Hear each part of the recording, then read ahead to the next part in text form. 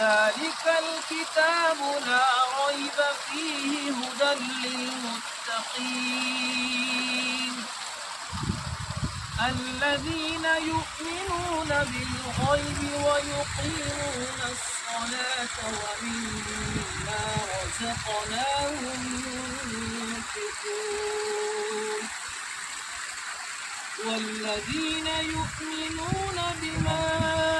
أنزل إليك وما أنزل من قبلك وبالآخرة هم